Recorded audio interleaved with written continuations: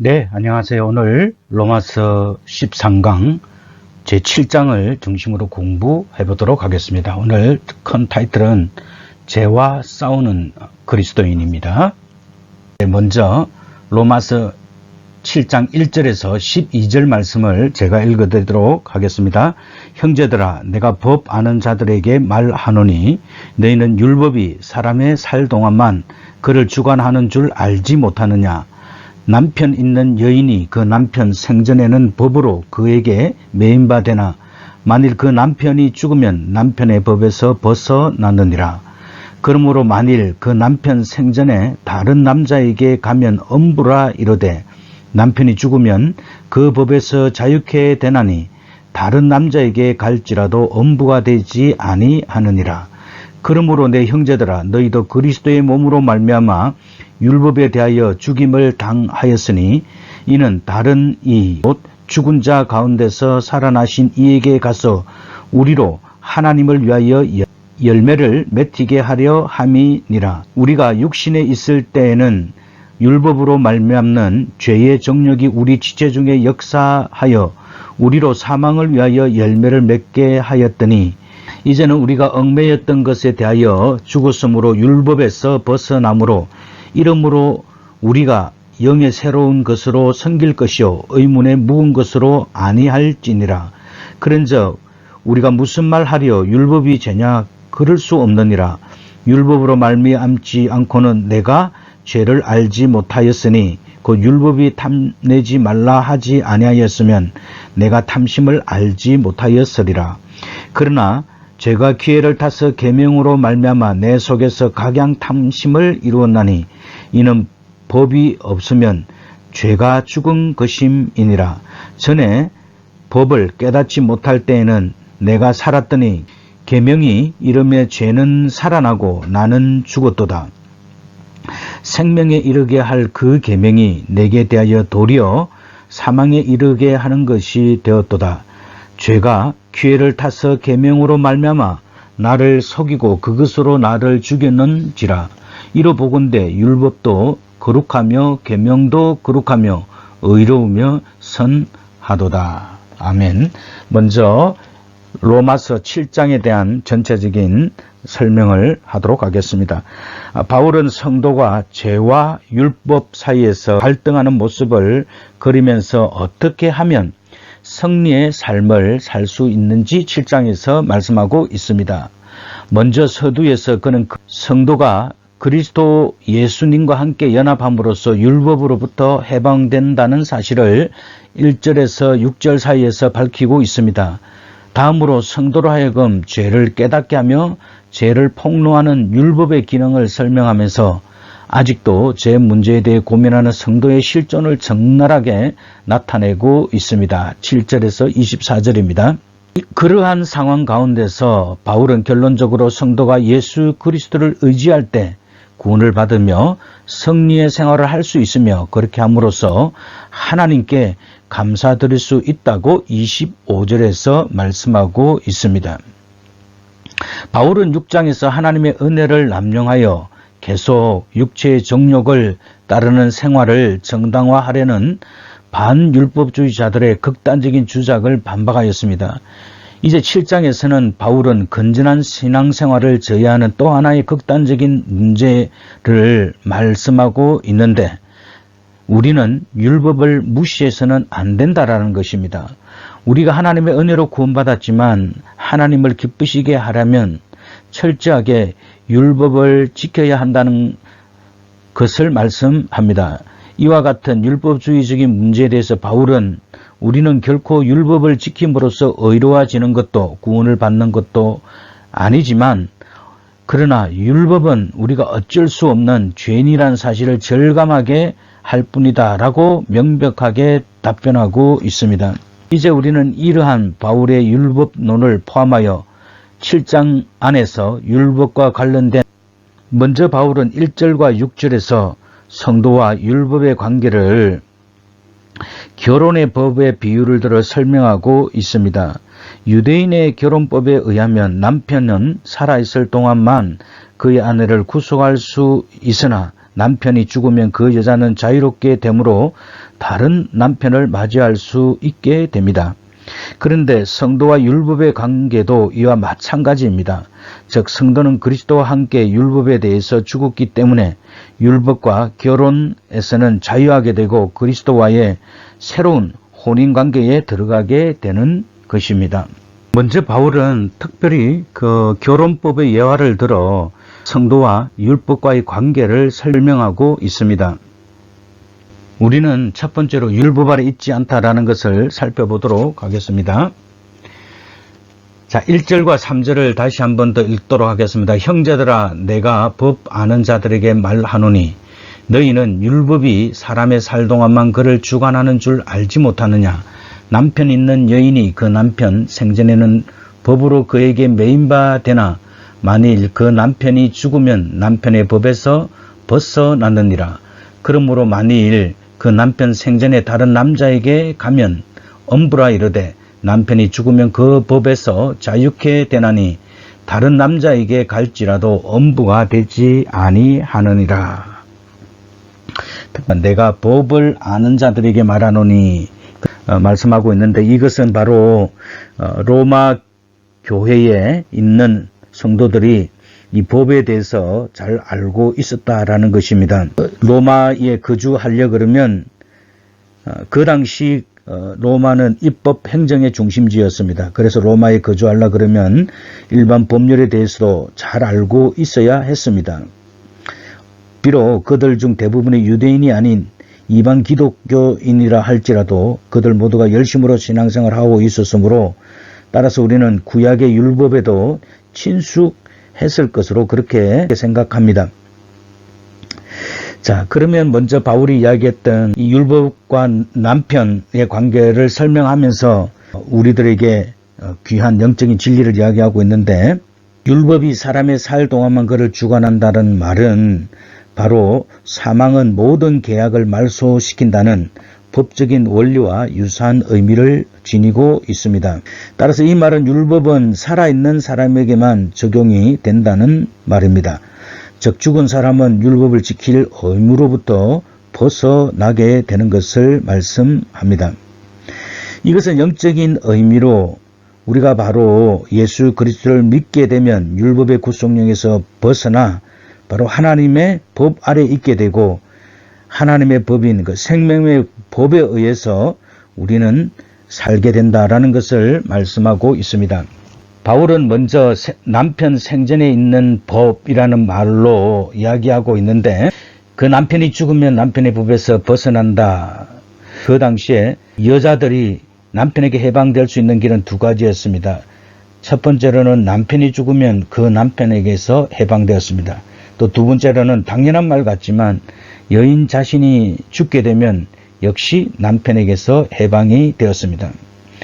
따라서 오늘 바울은 율법을 남편으로 비유하고 있습니다. 그러나 이 율법은 우리가 잘 아는 대로 죽을 수 없는 하나님이 우리에게 주신 법입니다.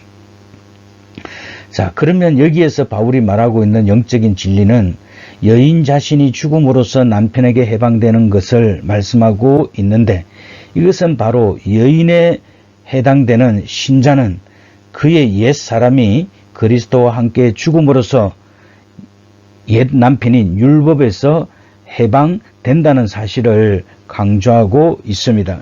결혼 관계에 있어서 그 여인이 그 관계를 지속하지 못하고 다른 남자를 만나게 되는 것을 엄부가 된다는 사실을 강조하고 있습니다. 이것은 율법에 의한 정죄의 일면을 보여주고 있는데 율법 아래 있는 자들에게 조금의 자유도 주지 않으면서 그것을 범하는 자에게는 어김없이 정죄하게 되는 것을 말하며 남편의 법에서 해방된 여인의 자유에 대해서 잘 말씀하고 있는데 이는 바로 성도가 원래 죄의 종이요 율법 아래 있던 자들이었으나 하나님의 은혜로 그것에 해방될 수 있는 길은 바로 그 자신이 죽는 것이었는데 바로 우리는 우리 자신을 죽이는 것은 그리스도와 함께 옛 사람을 죽이는 것을 말하는 것입니다.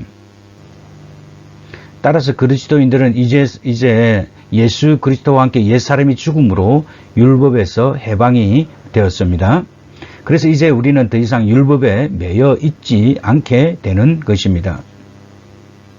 율법이 우리를 지배하였고 우리 위에 군림했었습니다. 그러므로 율법은 우리의 남편과 같은 위치에 있었습니다. 자, 우리는 율법에 대하여 죽어야만 한다. 자, 율법에 대하여 죽임을 당하였다는 이 말은 우리가 법 없는 생활을 해도 좋다는 의미가 아닙니다. 예수 그리스도와 함께 세례를 받은 성도가 예수님처럼 거룩하게 살아갈 수 있는 원동력은 율법에서 비록되지 않는다는 의미입니다. 그렇다면 성도가 성도답게 살아가는 원동력은 바로 예수 그리스도를 믿음으로 말미암아 임하는 하나님의 은혜로부터 온다는 것입니다.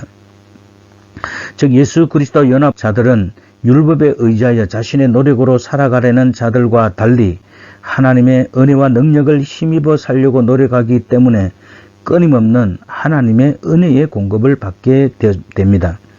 따라서 우리는 죄에 속한 옛 생활에서 죽음에 이르는 열매를 맺을 수밖에 없었으나 은혜에 속한 새로운 생활 안에서는 영생에 이르는 열매를 맺게 된다라는 것입니다. 4절에 보면 그러므로 내 형제들아 너희도 그리스도의 몸으로 말미암아 율법에 대하여 죽임을 당하였으니 이는 다르니 곧 죽은 자 가운데서 살아나신 이에게 가서 우리로 하나님을 위하여 열매를 맺히게 하려 함이니라.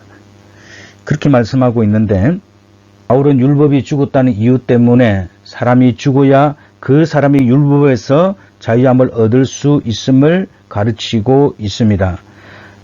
바로 율법에서 자유함을 얻기 위해 죽는 것은 바로 옛 사람입니다. 이 옛 사람이 그리스도와 함께 십자가에서 죽음을 맛보게 됩니다. 바울은 우리의 옛 사람이 그리스도와 함께 죽은 것을 강조하기 위해서 그리스도의 몸으로 말미암아라는 말을 덧붙이고 있습니다. 즉 율법에 대하여 그 율법에 대하여라는 말은 바로 옛 사람이 죽음으로써 사람은 율법에서 벗어납니다. 이 비유는 율법, 다시 말하면 남편이 죽는 것으로 묘사되어 있습니다. 그러나 율법은 죽을 수 없기 때문에 여자가 죽어야 합니다. 그런데 이 여인도 직접 자신이 목숨을 끊을 수 없습니다. 결국 대신 죽은 자에게 붙어 있게 되므로 그 죽음이 인정받게 되는 것입니다. 예수 그리스도를 믿음으로 그리스도와 함께 십자가에 못 박혀 죽음으로 예수님이 대신 죽은 그 죽음에 우리가 붙어 있게 되므로 그 죽음을 인정받는 것입니다. 그 후에 성도된 여인은 율법으로부터 자유하게 되었으며 다시 살아계신 예수 그리스도와 연합하여 살게 됩니다. 따라서 여기에서 살아나신 이에게 가스라는 이 표현이 있는데 결혼 관계의 성립을 보여주고 있습니다. 이제 죽은 율법에서 벗어나서 우리는 살아나신 예수 그리스도에게 가서 예수 그리스도에게 접붙임이 되어서 이제 예수 그리스도 안에 거하게 되어서 예수 그리스도와 연합하여서 결혼 관계를 성립하여 결혼에 들어가는 것을 말씀하고 있는데 바로 예수 그리스도와 내가 이 두 몸이 한 몸으로 연합됨을 가리킵니다. 그래서 우리는 그리스도와 연합을 통하여서 오늘 바울이 말씀하고 있는 것은 이 과정을 결혼에 비유하여 더 구체적으로 우리들에게 알려주고 있는 것입니다. 그러면 그리스도와 왜 결혼하게 되었느냐? 그 이유는 바로 하나님을 위하여 열매를 맺게 하려 함이니라. 결혼은 바로 자손을 생산하는 일과 아주 깊은 연관을 가지고 있습니다. 그 결혼은 많은 의미가 있겠지만 그 중에 가장 중요한 일 중에 하나가 바로 자녀를 생산하는 일입니다. 우리 그리스도인들이 바로 예수님과 결혼함으로 하나님께서 바라는 것은 바로 열매인데 이 열매가 뭐냐면 거룩함에 이르는 열매를 말합니다. 즉 하나님을 위해 맺는 열매는 하나님께서 요구하시는 거룩과 의라고 할 수 있습니다. 성도는 그리스도와 연합함으로써 의를 얻게 되고 또 그 의를 얻는 그것을 힘입어서 이 세상에서 성도는 거룩하게 되는 삶을 삶으로 하나님께 대한 의의 열매를 맺어 드리는 것입니다. 예수님은 율법의 요구를 이루시기 위하여 율법의 요구대로 죽으셨고 그래서 예수님은 율법의 완성자이십니다. 따라서 예수 그리스도를 믿는 것이 곧 율법에 대한 죽음인 것입니다. 그러므로 우리는 예수 그리스도와 함께 죽어야 됩니다. 내가 율법으로 말미암아 하나님의 율법을 향하여 내가 죽었나니 이는 하나님을 향하여 살려 함이니라. 내가 그리스도와 함께 십자가에 못 박혔나니 그런즉 이제는 내가 산 것이 아니요 오직 내 안에 그리스도께서 사신 것이니라. 이제 내가 육체 가운데 사는 것은 나를 사랑하사 나를 위하여 자기 몸을 버리신 하나님의 아들을 믿는 믿음 안에서 사는 것이라고 갈라디아서 2장 19절에서 20절에 말씀하고 있습니다. 갈라디아서 2장 19절과 20절은 바로 인간이 율법의 행위로는 구원을 얻을 수가 없으며 죄의 노예가 될 수밖에 없음을 말씀하고 있습니다. 단지 율법은 인간으로 하여금 자신의 죄악의 무능력, 그리스도에 대한 신앙의 필요성을 깨닫게 할 뿐입니다. 그러므로 성도들은 믿음을 통해 인류의 구속을 위해 십자가의 죽으심으로 율법의 요구를 성취하셨을 뿐 아니라 율법으로부터 자유케 되신 그리스도와 연합함으로써 율법에 대하여 죽고 의와 진리와 영원한 생명 가운데 거하게 된 것입니다. 성도들의 삶은 죄와 사망 권세로부터 분리된 삶이며 그리스도께서 주신 완전한 자유를 향해 나아가는 삶입니다. 부활의 새 생명을 덧입음으로 영원한 삶을 살게 되었다라는 것을 오늘 바울은 갈라디아서에서 말씀하고 있습니다. 따라서 우리는 하나님의 아들 예수 그리스도를 믿는 믿음 안에서 살아야 합니다. 자, 그러면 그리스도께서 왜 우리를 율법에 대해서 자유케 하셨느냐 그 이유를 살펴보도록 하겠습니다. 하나님을 위하여 열매를 맺게 하기 위해서다. 두 번째로는 영의 새로운 것으로 섬기게 하기 위해서다. 이제는 우리가 얽혀 있었던 것에 대하여 죽었으므로 율법에서 벗어나므로 이러므로 우리가 영의 새로운 것으로 섬길 것이요 의문에 죽은 것으로 하지 아니할 것이니라. 이렇게 말씀하고 있는데 의문에 묵은 것은 바로 율법을 말합니다. 자, 율법의 기능에 대해서 살펴보도록 하겠습니다. 자, 율법은 첫 번째로 죄를 깨닫게 합니다. 오늘 7절에 보면 그런즉 우리가 무슨 말 하리요 율법이 죄냐 그럴 수 없느니라. 율법으로 말미암지 않고는 내가 죄를 알지 못하였으니 곧 율법이 탐내지 말라 하지 아니하였다면 내가 탐심을 알지 못하였으리라. 자, 율법은 죄를 깨닫게 한다고 하는데 율법의 기능 첫 번째로는 바로 죄를 깨닫게 하는 것입니다. 우리 자신의 내적인 모습을 하나님 앞에 드러내 보이며 우리가 얼마나 많은 죄를 지었는가를 밝히는 거울과 같습니다.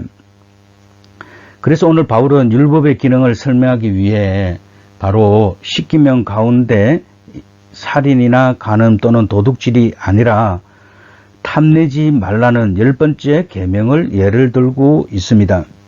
바울이 이와 같이 10번째 계명을 실례로 사용한 이유는 다른 9개의 계명들이 인간의 외적인 행위에 대하여 말하고 있습니다.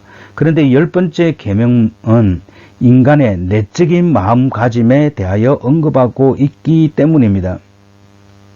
따라서 이 10번째 계명은 다른 계명들과 달리 인간의 보다 근원적인 죄를 다루고 있습니다. 인간이 만일 탐심을 가지게 되면 그 탐심으로 인해 인간은 거짓말, 도둑질, 살인 등 계명에 의해 금지된 다른 모든 죄를 범하게 되는 것입니다. 마태복음 10장 17절과 27절에 보면 한 부자 청년이 나오고 있습니다. 그 청년은 외적으로도 매우 도덕적이었습니다. 그는 자신의 내면의 죄를 느낀 적이 없습니다. 그는 실제로 간음을 범하지 않았으며 누구의 것을 훔치지도 않았고 거짓 증거하거나 부모에게 불순종하지 않았습니다. 그러나 10계명 중 마지막 계명이 금하고 있는 탐심은 여전히 그 마음속에 머물러 있음을 예수님께서 아셨습니다. 그래서 예수님께서는 그 부자 청년에게 재산을 팔아 가난한 사람들에게 나누어 주라고 말하자 크게 슬퍼하여 예수님의 제자가 될 수 있는 기회를 놓치고 말았습니다. 이것은 그가 여전히 재물을 사랑하고 있다는 것을 보여줍니다. 그 재물은 자신을 위해서 쓰는 것이 아니라 하나님의 영광과 이웃의 유익을 위해 사용하여야 하는데 하나님께서 재물을 주신 그 목적을 그는 거부하였던 것입니다. 이와 같이 탐심이라고 하는 것은 인간의 가장 근본적인 죄 가운데 하나입니다. 만일 아담과 하와가 탐심을 갖지 않았더라면 금지된 선악과를 따먹지 않았을 것입니다. 그러므로 오늘날 우리 성도들도 여러가지 시험과 올무와 정욕의 궁극적인 원인이 되는 이 탐욕을 버림으로써 죄에 대한 문제를 근본적으로 해결하려는 결단을 내려야 할 것입니다. 두 번째로는 죄가 살아난다. 8절 말씀입니다. 그러나 죄가 기회를 타서 계명으로 말미암아 내 속에서 각양 탐심을 이루었나니 이는 법이 없으면 죄가 죽은 것임이니라. 자, 죄가 기회를 타서 계명으로 말미암아 내 속에 각양 탐심을 이루었다. 이 말은 율법이 인간에게 주어질 때 죄에 물든 인간의 본성은 언제나 그 율법의 가르침에 저항하려고 한다는 의미입니다. 인간은 율법을 통해 죄를 깨닫기는 하지만 그 악한 본성 때문에 죄에서 벗어나려 하기보다는 그 악한 본성 때문에 오히려 그 죄를 짓고자 하는 탐심에 사로잡혔음을 알 수 있는 것입니다. 자, 탐심에 대해서 우리가 이런 예를 하나 들어서 설명할 수 있습니다. 정원 하단에 보면 꽃을 따지 말라라는 편말이 세워져 있는 것을 우리는 종종 보게 됩니다. 그런데 그 글을 읽는 그 순간 어떤 마음이 듭니까? 꽃을 따지 말라라는 그 말을 고의적으로 꽃을 한번 따봤으면 좋겠다라는 그런 마음과 또 실제로 그런 행동들이 일어나게 되는 경우를 가끔 보게 됩니다. 왜 그럴까요? 인간 마음속에 있는 그 탐심이 자극되었기 때문입니다. 이와 같이 인간은 욕망을 억압하면 무의식 중에 욕구 불만으로 바뀌고 그 불만은 어떤 지시나 준수사항을 위반하는 행동으로 언제든지 표면화될 수 있다라는 것입니다. 이러한 양상은 바로 인간이 근본적으로 하나님으로부터 멀리 떠나져 있기 때문에 죄의 지배를 받고 있다는 것을 보여주며 인간이 규칙과 규율을 따라서 살려고 하면 할수록 그 법적인 제재사항들은 다만 죄를 더욱 일깨워주게 되며 그로 인해 많은 문제점을 일으키고 있다는 사실을 바울이 오늘 우리들에게 교훈해주고 있는 것입니다. 그 이전의 삶은 바로 율법을 깨닫지 못하고 살았던 삶이었습니다. 계명이 이름에 죄는 살았고 나는 죽었다라는 그 표현이 있는데 이 계명이 이름에라고 하는 말은 진정한 의미에서 계명을 깨닫게 되는 것을 말합니다. 따라서 말하면 계명이 이름에라는 말은 계명을 깨닫게 되었다는 것입니다. 따라서 계명을 깨달으니까 내 속에 죄는 살아나고 나는 죽었다라는 것입니다. 그 여기서 다시 살아났다라는 말은 바로 내 속에 이 계명을 깨달음으로 계명을 알게 되므로 내 속에는 바로 이 죄가 더 활동하게 된다라는 의미입니다. 죄가 본래부터 있었으나 사람이 이 계명에 대하여 깨닫기 시작하면 죄가 자기 속에 활동하고 있음을 알게 된다라는 말입니다. 따라서 이 깨달음을 알게 되면 이 깨달음이 크면 클수록 죄의 요구도 함께 커지므로 우리는 죄에 대한 자신감보다는 죄를 이겨내지 못하는 자신의 무능력을 깨닫게 된다는 말입니다. 이 말씀을 다시 정리하면 계명을 깨닫게 되어서 내 속의 죄는 더욱 살아나고 그 살아난 죄 때문에 나는 죄를 이기지 못하는 무능력한 사람이었다라는 말이 바로 계명이 이름에 죄는 살았고 나는 죽었다라는 의미입니다. 율법은 바로 그 율법이 우리를 구원해 줄 수 있는 것처럼 우리를 속이는 것입니다. 죄가 기회를 타서 계명으로 말미암아 나를 속이고 그것으로 나를 죽임에도 불구하고 율법 자체가 구원이 있는 것처럼 우리를 속인다라는 것입니다. 우리가 이것을 잘 알아야 합니다. 그러나 율법으로 인하여 자신이 죄인이라는 사실을 깨달을 수 있고 율법이 아닌 구원의 방법이 하나님의 은혜가 필요하다는 것을 절감하게 됩니다. 아까 제가 바로 내 자신이 죄에 대한 자신감보다는 죄를 이겨내지 못함으로 죄에 대해서 전적으로 무능력한 자기를 깨닫게 된다. 그렇게 제가 말씀드렸잖아요. 따라서 이것을 깨닫게 되면 바로 나는 내 힘으로 구원받을 수 없고 하나님의 은혜로 구원받을 수밖에 없다라는 그 사실을 이 율법이 우리들에게 깨닫게 해주는 것입니다. 따라서 바울은 에베소서 2장 8절에서 너희가 그 은혜를 인하여 믿음으로 말미암아 구원을 얻었나니 이것이 너희에게 난 것이 아니요 하나님의 선물이라. 행위에서 난 것이 아니니 이는 누구든지 자랑치 못하게 함이니라.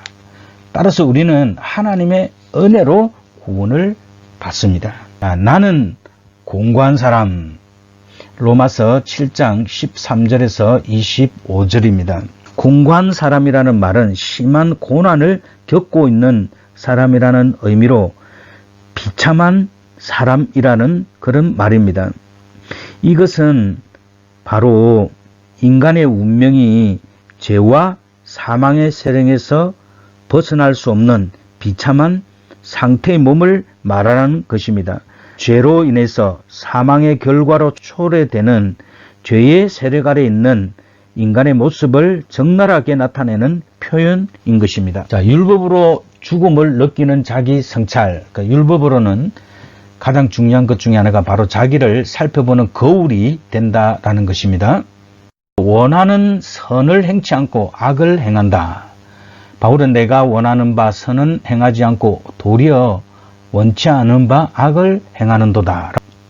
자, 그러면 오늘 이 로마서 7장에는 7장 5절, 14절, 18절, 25절에 육신이라는 그 표현들이 네 차례 거듭되고 있는데 바울의 서신서에는 육신이라는 단어가 나타납니다. 구약 성경에 나타나는 육 혹은 육신은 히브리어로 바사르인데 본래는 피로 가득 채워져 있는 속살이라는 의미인 이 단어는 보통 생기를 부여받은 흙을 지칭합니다.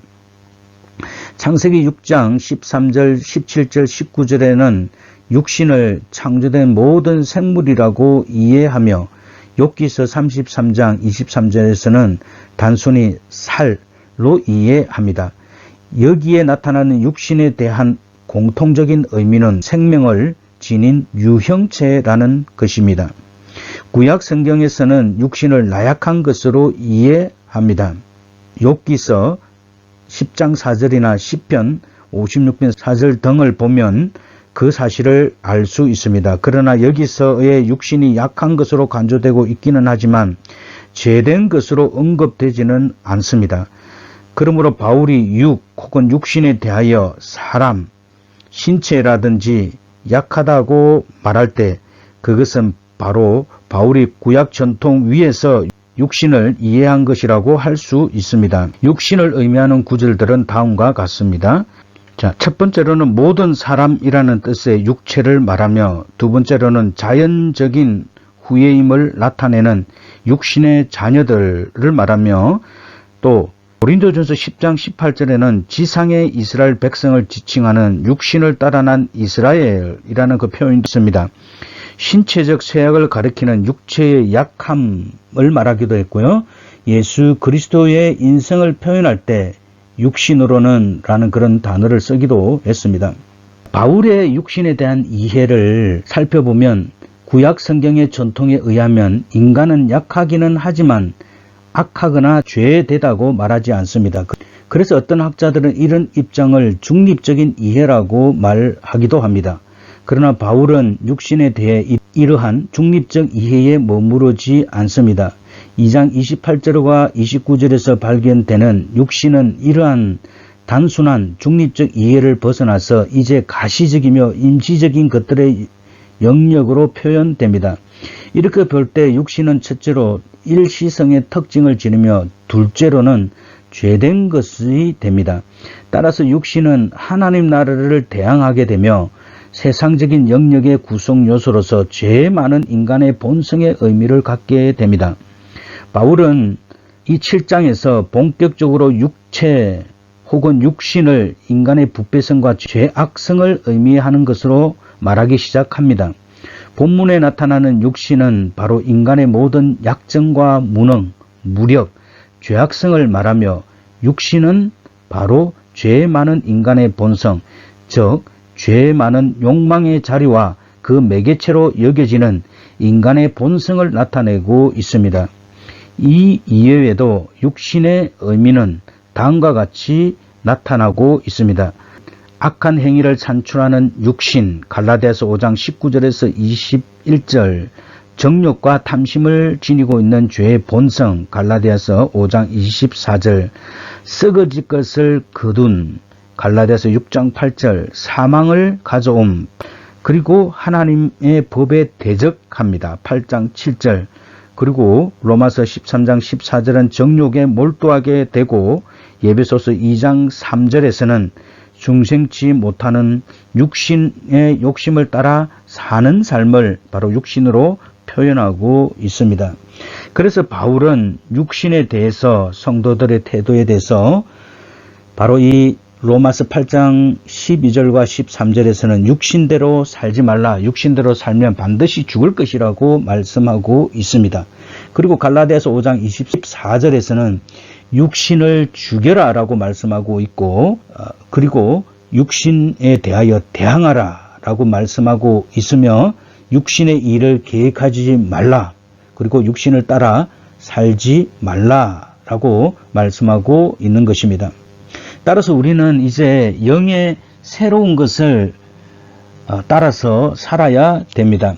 율법의 조문에, 다시 말하면 의문의 조문에 대립되는 것으로 영의 새로운 것을 이야기하고 있는데, 인간 변화의 심령에서 나오는 자발적인 신앙, 성령의 인도에 의한 새로운 방법이라는 두 가지를 말한다고 볼 수 있습니다.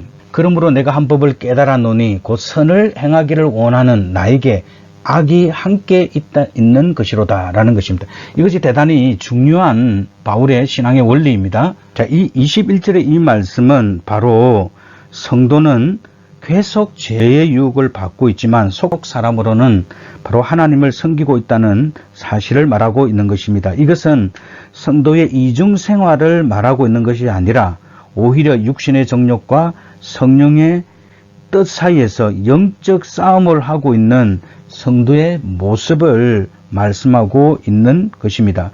바로 이런 영적 싸움은 마음속에 일어나는 육체의 정욕이 성도로 하여금 죄를 짓게 하는 반면 그 마음속에 내주하시는 성령께서는 성도로 하여금 죄를 짓지 못하도록 역사하기 때문에 일어나게 됩니다. 성도가 이러한 영적 투쟁에 있어서 육체의 욕심을 따라 살지 아니하고 승리의 삶을 살 수 있는 비결은 바로 성령을 쫓아 행하는 것뿐입니다. 여기서 말하는 하나님의 법은 율법이나 계명을 포함하는 거룩한 원리로 해석이 되어야 합니다. 따라서 우리 그리스도인들은 하나님 앞에 거룩하게 살기 위한 그 하나님의 법을 성령 안에서 즐거워하게 됩니다. 이 즐거워한다는 말은 하나님의 법 안에서 하나님과 교제하며 하나님이 인도하시는 그 삶을 즐거워한다라고 해석할 수도 있는 것입니다. 따라서 우리 그리스도인들은 바로 하나님의 법을 지킴으로, 하나님께서 우리에게 주시는 성령의 법을 지킴으로 그 성령의 법 안에서 인도함을 받는 거룩한 삶을 통하여서 하나님께 영광을 돌릴 수 있어야 합니다. 선한 삶을 사모해도 우리 속에 역시 계속 죄라는 모순과 갈등에 빠진 자신을 볼 수 있습니다. 자신이 미워하는 것을 행함, 즉 나의 행하는 것을 내가 알지 못하노니 곧 원하는 이것을 행하지 아니하고 도리어 미워하는 그것을 행함이라. 육신에 선한 것이 거하지 않으며 원함은 있으나 선을 행치 아니함, 즉 내 속 곧 내 육신에 선한 것이 거하지 아니하는 줄을 아노니 원함은 내게 있으나 선을 행하는 것은 없노라. 바울은 여기에서 성도의 신분은 영에 속한 자이지만 현실적으로는 죄를 대항하기에 무기력한 육신을 가지고 있는 신분임을 말하고 있습니다. 따라서 우리가 육신을 가지고 사는 동안은 죄는 항상 기회를 타서 성도들로 하여금 자신의 생각과는 다른 방향으로 가게 한다는 것입니다. 이것을 인정하지 않으면 외식하는 자가 되든지 아니면 완전주의자가 될 것입니다. 외식하는 자는 자신의 잘못을 항상 합리화시키며 완전주의를 추구하는 사람은 다시 율법주의로 돌아가서 평생 갈등과 고민 가운데 허덕이게 될 것입니다. 원함은 내게 있으나 선을 행하는 것은 없노라. 마음에 선한 것을 행하려고 결심하지만 육신이 연약하여서 마음에 원하는 바를 실천할 수 없다라는 것을 말씀하고 있습니다. 인간 속에 내재하고 있는 바로 죄의 뿌리가 얼마나 큰가를 잘 보여주고 있는 것입니다. 비록 거듭나서 하나님을 믿고 따르고 결심하지만 죄가 연약한 육신을 장악하여 성도들로 하여금 선한 열매를 위해서는 한 걸음도 나아가지 못하게 한다는 것입니다. 성도는 이 사실을 깨닫고 무력한 상태를 벗어나려고 애를 쓰면 쓸수록 처절한 비참함을 맛볼 뿐임입니다. 오늘 19절은 도리어 그 선을 행하지는 못하고 내가 원치 않는 바 바로 악을 행하는도다. 그리스도인들이 원하는 선행을 하지 못하는 까닭이 무엇이냐? 오늘 바울은 그 이유를 그리스도인들 안에서 여전히 활동하는 죄의 권세 때문이라고 말하고 있습니다. 여기서 바울은 결코 그리스도인들이 죄를 짓고 있는 데 대해 변명하거나 책임을 회피하려고 하는 것이 아니라 도리어 실질적인 범죄자, 즉 인간 내부 안에 거하고 있는 죄를 지적하려고 합니다. 그런데 이 죄는 아담의 타락 이후 모든 인간이 지니게 된 근본적인 죄를 말합니다. 이와 같이 육신의 욕망과 죄가 모든 인간의 마음속에 도사리고 있지만 그렇다고 해서 그리스도인이 항상 죄의 지배를 받아 실패하는 삶을 사는 것은 아닙니다. 왜냐하면 그리스도인에게는 성령께서 거하시기 때문입니다. 따라서 그리스도인이 육신의 욕망보다 성령의 인도하심을 따라 살 때에는 죄를 짓지 아니하고 의로운 생활을 할 수 있는 것입니다. 함께 공존할 수 없는 두 개의 자아가 공존하고 있는 것입니다. 바로 이것을 행하는 자가 내가 아니요 내 속에 거하는 죄니라고 말씀하고 있습니다. 따라서 우리가 바로 이런 모순과 갈등에 빠지는 것은 여전히 우리 속에 거하는 죄 때문이다라는 것을 바울이 말씀하고 있습니다. 자, 악한 소욕에 굴복하여 패배, 내 속 사람으로는 하나님의 법을 즐거워하되 내 지체 속에서 다른 한 법이 내 마음의 법과 싸워 내 지체 속에 있는 죄법 아래로 나를 사로잡아 오는 것을 보도다. 그리스도인의 실상을 잘 말씀하고 있습니다. 우리는 하나님의 법을 즐거워하지만 내 속에는 바로 죄의 법 아래 있는 것을 우리가 압니다. 참 그리스도인은 바로 이런 내 속에서 이 갈등의 문제가 일어남을 아는 사람이 바로 참 그리스도인으로 그렇게 말할 수 있습니다. 다시 말하면 성도가 죄의 유혹을 받고 있지만 속 사람으로는 하나님을 섬기고 있다는 이 사실입니다.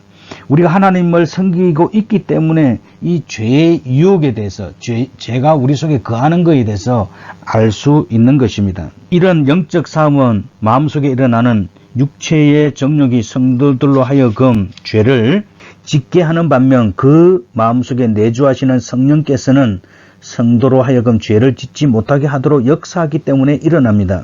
바로 성도는 영적 투쟁에 있어서 승리의 삶을 살 수 있는 비결이 바로 성령을 쫓아 행하는 것입니다. 여기서 죄의 법이란 육체를 통하여 성도의 전 인격을 점령하며 악을 성취하고 사망에 이르게 하는 사단의 역사를 말합니다.